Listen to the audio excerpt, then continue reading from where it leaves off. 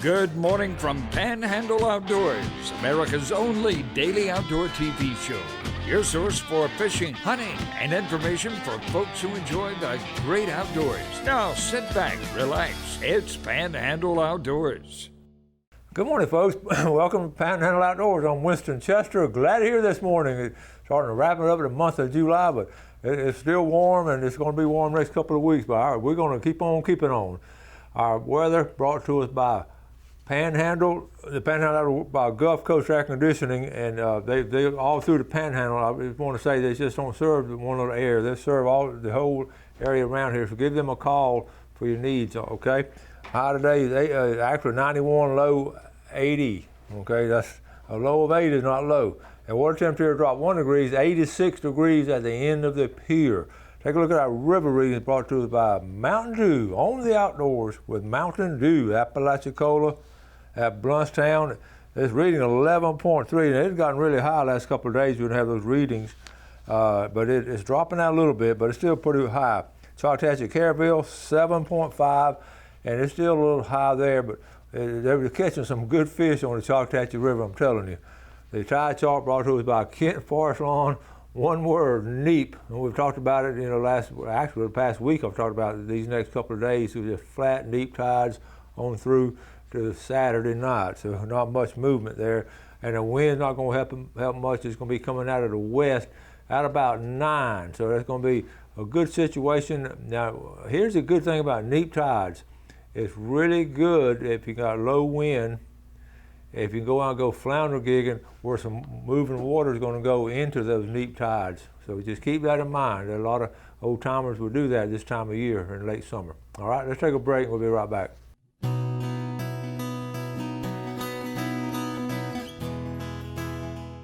Okay, welcome back. Today is Thursday, July 29th, and here's what's important about today. It's the last day of red snapper season, and so make sure you go out today and get all you want, which is 2, but don't overdo it and all. It ends at midnight tonight. The last day here is right here from the Florida Fish and Wildlife Conservation Commission, July 28th. Okay, they just sent us a reminder. Okay, I got my buddy J.B. Hillard over in the Funiac Springs, the president of the Bent Rod Fishing Club, took my friend Carl Shaw mullet fishing yesterday, and he caught his very first mullet using just a hook and a line. Being originally from Canada, Carl had never seen a mullet up close, much less catch one. So using a simple gold hook, and they put 4 in the cooler. So they used something similar to Sabiki rig. Now, don't you know, coming from Canada, first time you ever go mullet fishing, catching that will spoil you right there. So, JB, that's nice of you to take someone from a friend of that yours from Canada, catching all those mullet. I got a little video show in a little bit. Speaking of catching big fish, Billy Grantham sent this. This is Larry Sapp on the Apalachicola River, and that is a nice blue cap right there, folks. Or is that a flathead? That's a flathead, I think. Okay. Speaking of flathead, the Gene Smith Memorial Flathead Tournament is coming up. Guaranteed $2,500 first place. Folks, that's some big money now for a catfish tournament. That's really a good prize there. So here it is. It's going to be, now remember, the flathead tournament, they fish at night. So it's going to start at 4 p.m. on a Saturday. And it's going to end the next morning at what time? 9 o'clock? Let's see. Anyway, registration from 2 o'clock to 4 o'clock. And I don't see if it has time. Anyway, it's going to fish Saturday night, come in Sunday morning, probably about 9 o'clock and all. But we'll get you that closing time. So anyway, that's going to be right down here at Gaskin Park. There's the numbers right there. Tiff Thompson and Ken Keel. You want to call and find out about it? And kids can go. It's really a great opportunity for kids. What a way to spend a Saturday night. And we mentioned this several times. I mentioned one more time, and it's going to be coming up this Saturday. Okay. Billy also sent this. He's serious about this because he's seeing a lot of this now. Tell everyone again to be careful about these fawns. He took a picture of this one. Slow down when you see a doe cross the road. Slow down because the little ones are not far behind.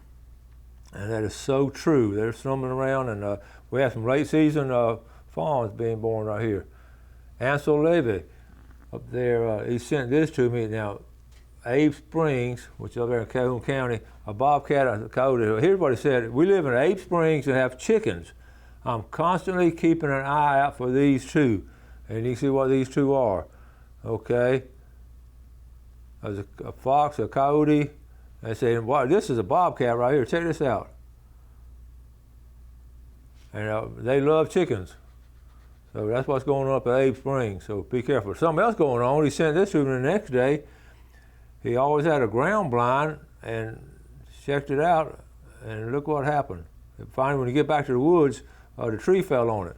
And that looks like my property too, how everything grown up, everything's falling like that. So be aware of that, even if you, some folks couldn't get into the woods last year.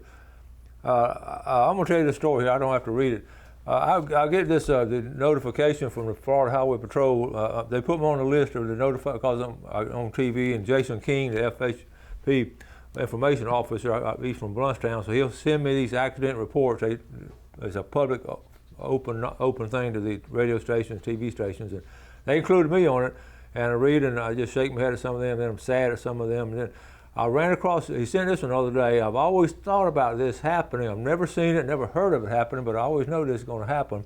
And basically what it was, over here on I-10, close to Funiac Springs, a pickup truck with a toolbox on the back of it. Okay, we've all had those.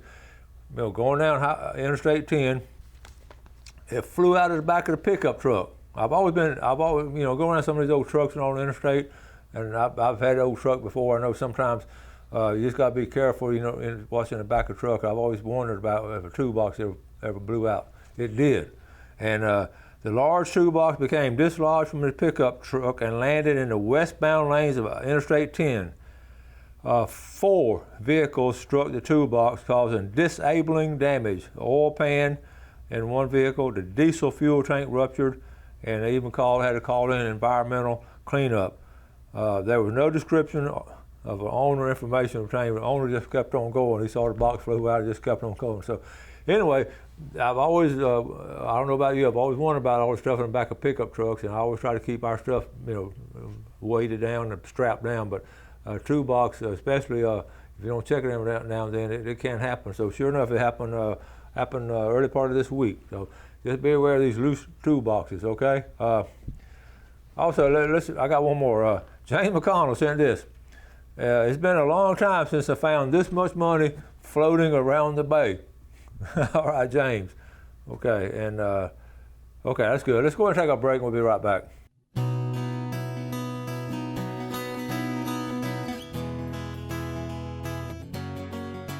Okay, welcome back. Correction. Jeff was looking at this, reminded me, keep me on my toes right here. Let's go back to this. Last day of recreation snapper season is July 28th. Folks, today's July 29th. Do not go red snapper fishing today. It's closed. It closed last night at midnight. Okay, so make sure our dates run together. So you see why I keep that fish app on the dates and everything, and because it can happen like that. So be aware of that. But now that brings up this point right here, and the question is still out. Will FWC give us a fall snapper season? And we don't know. The people I've talked to that sort of have the inside track, if you will. They don't know officially, but they just get a feeling, because when they talk to the federal people and state people, they sort of give them feedback on it. Our guess from the experts and all that they're going to probably have a short snapper season in the fall. Now that's not official, they may not. I wouldn't bet on it, but the information I get, there's going to be a short snapper season in the fall, and I can promise you they'll be lined up to go. And so it'll be fun to do a fall trip. So we hope that does happen. And one thing now, the data they're getting is a lot better now, because most people are reporting their catches. Of course, all the captains and the commercial people always had reported, but a lot of recreational people are reporting them also. I want to talk about ICAST.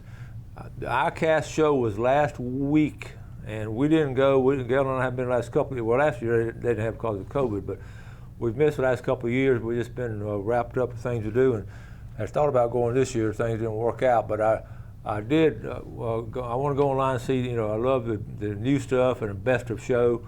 and all. And I knew a couple of people that went and said they had a great time and all.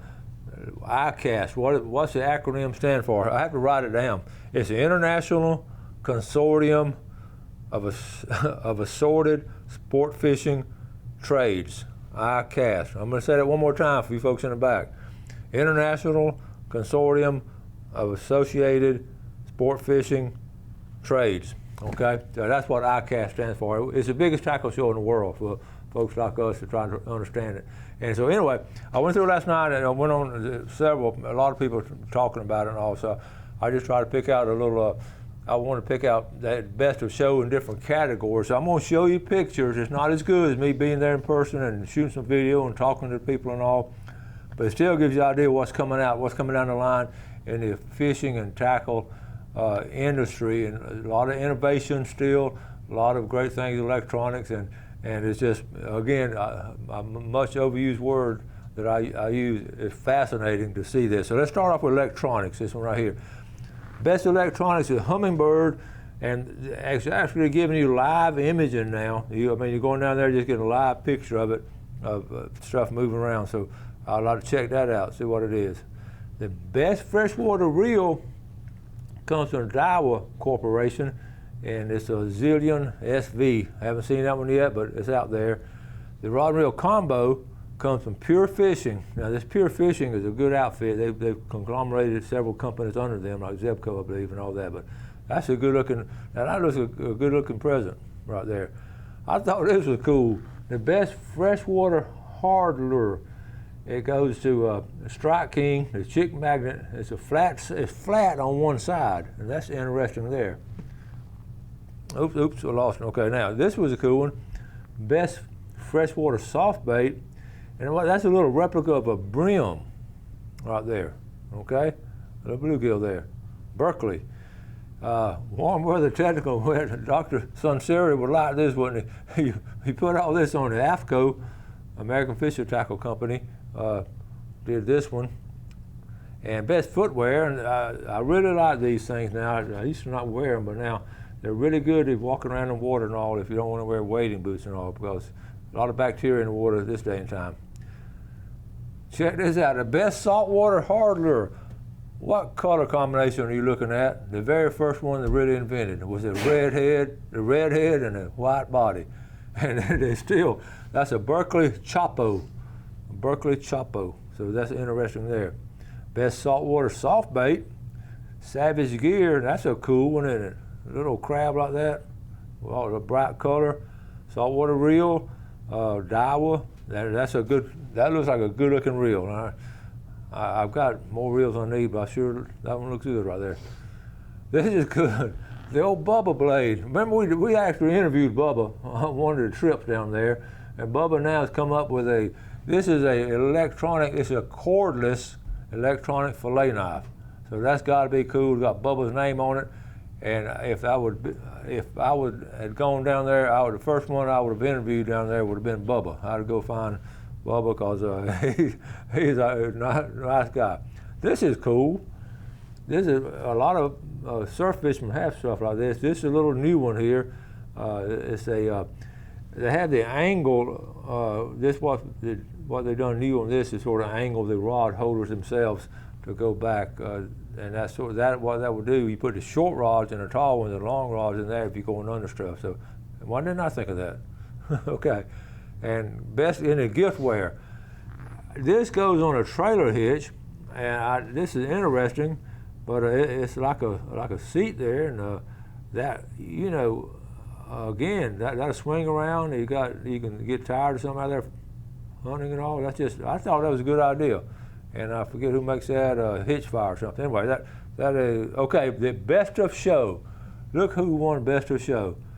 Okay, the big winner was from Pure Fishing. It's called a Gilly, the new soft bluegill swim bait. Had a lot of buzz at the show.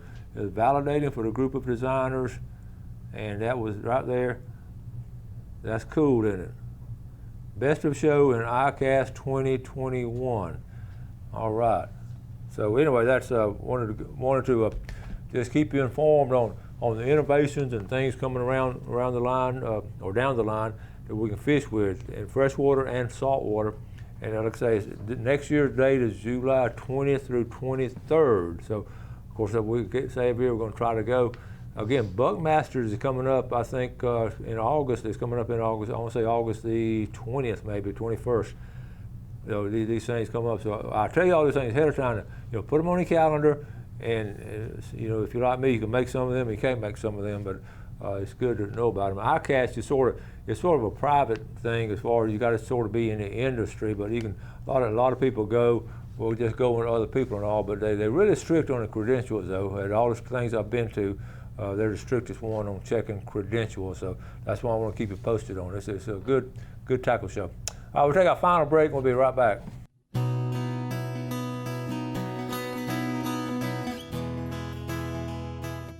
All right, welcome back. Let's take a look at our fishing game time today, brought to us by Blue Water Outriggers in Port St. Joe. Our time 4:07 to 6:07, and this evening 4:28 to 6:28. Good times and all, just won't be a lot of tidal flow. We're talking about taking folks fishing and all to come in from out of town or move in and all, and that's what J.B. Hiller did, Bent Rod Fishing Club president over in the Funiac Springs over in Walton County. And he sent me, got a little video, he actually put it on YouTube, so we're going to show, here he is, I'm going to sort of talk through it. So they're up here on the Choctawhatchee River. Folks, first of all, I just had looked at the river. Isn't that a pretty river? All right, so he got him. Okay, here's his buddy, Carl, and he's got a first mullet ever, first one ever seen, first one ever caught. So here it is. You can see.